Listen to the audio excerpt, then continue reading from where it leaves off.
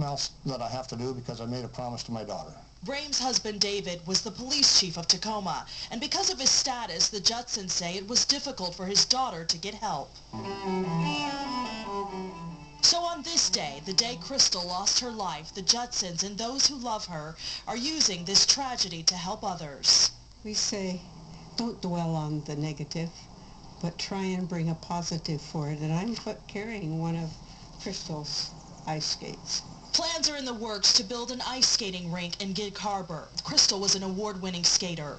The Judsons say all of this, the Justice Center in their daughter's name, the foundation, the legislation, and now an ice skating rink, is something his daughter would be proud of. If we can help someone out there, we want to do that.